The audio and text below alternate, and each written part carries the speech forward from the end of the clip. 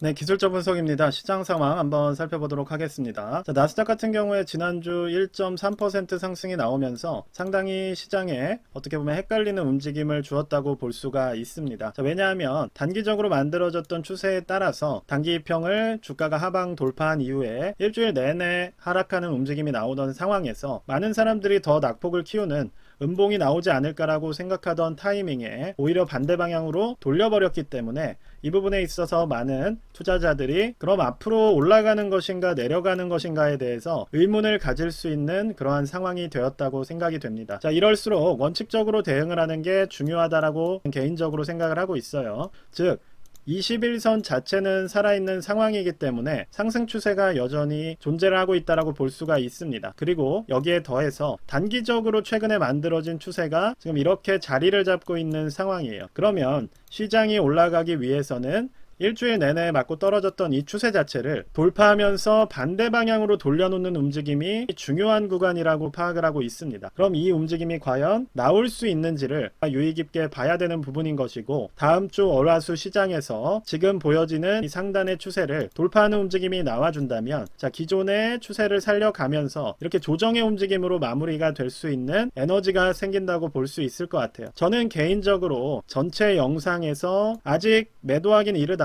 시장이 충분히 더 올라갈 수 있다는 말씀을 드렸었고, 이후에 시장이 조정을 받았습니다. 저는 여기서 개인적으로는 현금화라는 선택을 했던 상황이에요. 저도 혼란감을 느꼈고 헷갈림을 느꼈지만 결과적으로는 상방으로 전환이 되는 움직임이, 그리고 상승 추세가 유지가 되는 것이라면 이 추세 저항을 돌파하는 움직임이 다음 주 초에 나올 거라고 개인적으로 생각을 하고 있습니다. 자, 그렇게 된다면 슬로우 스토캐스틱도 K값 자체가 방향을 돌려줄 것이고 MACD도 벌려주면서 기존의 상단 라인까지 다시 움직여가는 전환이 나올 수가 있기 때문에, 자, 이때는 저는 재진입을 할 계획이고, 방향이 돌리는 움직임이 나온다면 다시 투자를 이어갈 거예요. 우리가 결과적으로는 원칙들을 지키는 싸움이란 말씀을 여러 번 드렸고, 저 같은 경우에는 상승 추세 자체가 단기적으로 무너지는 경우에는 매도가 나가겠다는 원칙을 세워둔 상황이기 때문에 그 부분에 대응을 한 것 뿐이지, 여전히 시장이 올라갈 수 있는 가능성은 충분하다라고 생각을 합니다. 즉 다음 주에 우리가 봐야 되는 부분은 이 부분을 돌파를 하는지 혹은 맞고 떨어지는지에 따라서, 자, 조정이냐 혹은 재상승이냐 방향성이 결정이 될 거라고 개인적으로 보고 있는 상황입니다. S&P 500도 비슷한 흐름이에요. 보시는 것처럼 주요한 추세 돌파를 앞둬야 되는 상황이기 때문에, 자, 단기적으로 이 부분이 아래쪽으로 떨어졌다가 지금 돌려놓은 상황에서 우리가 투자를 할 만큼 안전한 구간이라고 할 수 있는 위치는 바로 이 부분을 돌파를 해줘야 된다는 겁니다.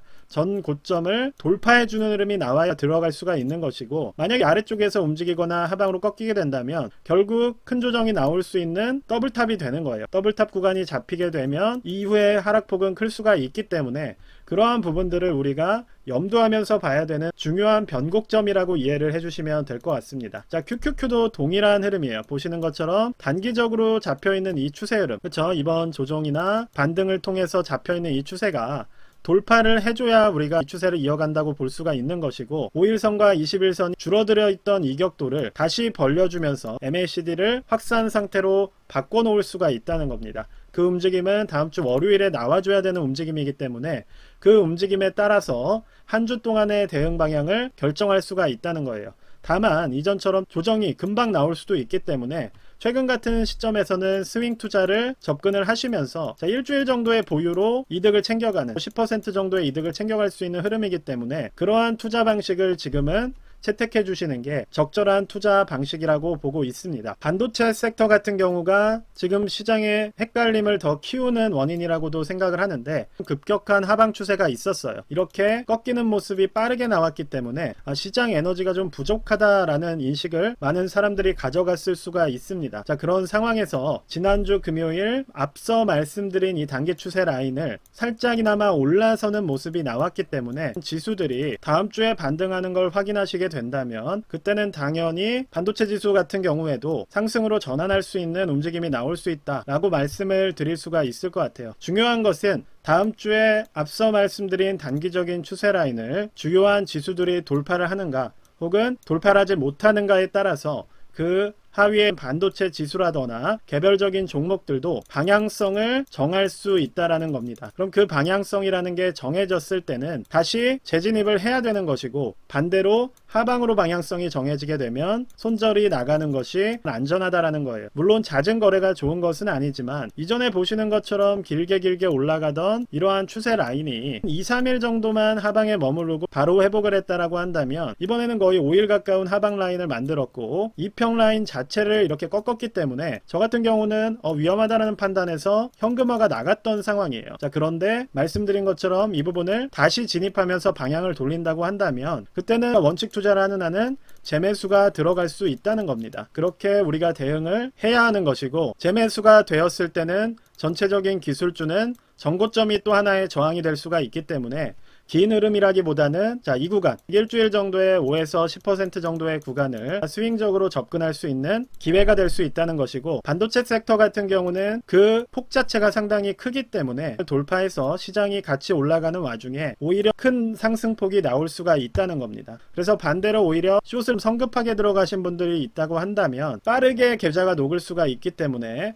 반대로 반등하는 모습이 나와준다면 숏 같은 경우에는 빠르게 여기서 손절이 나가줘야 된다는 거예요. 자, 그 부분에 대해서 고민을 해주시면서 다음 주 초에 헷갈리는 시장의 방향이 정해질 가능성이 있기 때문에 우리가 어떤 뷰로서 지켜봐야 될지에 대한 내용을 설명을 드렸습니다. 반대로 러셀 같은 경우는 추세 자체를 한 번도 무너뜨리지 않고 올라가고 있는 상황이고, 제가 나스닥이나 기술주에 기대했던 부분이 지금 이러한 흐름인 거예요. 지금 그 부분 자체를 러셀 같은 경우가 유지를 해주고 있기 때문에 동일하게 다른 지수들이 앞서 말씀드린 단기 추세를 돌파를 해준다면 러셀 같은 경우도 좋은 투자의 대안이 될 수 있다고 생각이 됩니다. 자, 빅스 같은 경우도 강조를 드렸던 것은 무조건 이렇게 올라가거나 우리가 방향성을 예측할 수 없다는 말씀을 드렸어요. 실제로 시장이 그러한 움직임을 보여주고 있는 것이고, 누군가는 여기서 하락을 얘기하는 게 더 합리적으로 보였겠지만 또 지금 시점에서 돌파하게 된다면 불과 이틀 만에 주된 뷰가 바뀌는 겁니다. 그래서 우리는 시장을 한 가지 방향으로 강하게 예측한다기보다는 움직이는 것에 따라서 대응을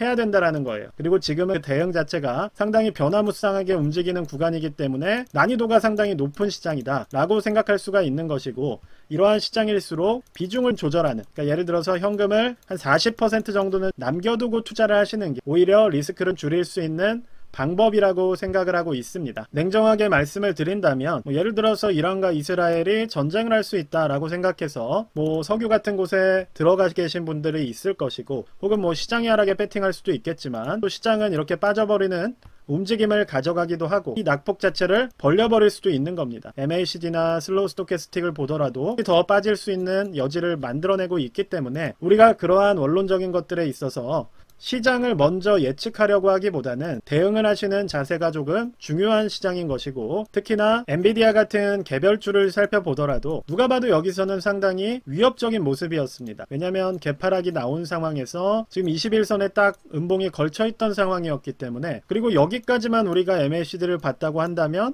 누가 봐도 시장이 폭락할 것 같은 움직임이었어요. 그런데 엔비디아가 지지를 만들어내면서 바로 다른 시장들도 반등을 할 수 있는 것처럼 움직임을 또 가져가고 있습니다. 이렇듯이 시장을 예측한다는 건 난이도가 있는 작업이기 때문에 우리가 해야 되는 거는 엔비디아가 만약에 여기가 뚫리게 된다면 반도체도 앞서 말씀드렸듯이 돌파했던 부분을 다시 하방 돌파를 하겠죠. 돌파 후 하방은 무조건 안 좋은 악재이기 때문에 그때는 조정이 나올 수가 있는 것이고, 반대로 시장이 반등한다고 했을 때는 이 부분을 올려 세우면서 저항 라인을 돌파하고 정고점을 도전하는 흐름으로 간다면 그때는 반도체 섹터 같은 경우도 정고점 라인까지, 예를 들어서 SOXL이라고 한다면 2배 가까운 상승까지도 나올 수가 있는 겁니다. 그렇기 때문에 이러한 움직임이 잡힌 구간에서 한쪽의 방향성, 무조건 떨어진다 올라간다라기보다는 지금은 그 방향성을 함부로 내리는 행위 자체가 수익은 잃게 되고 손해는 키우게 되는 결과가 될 수가 있기 때문에 여기서 하방을 뚫게 되면 당연히 낙폭이 커질 수 있는 것이고, 반대로 여기서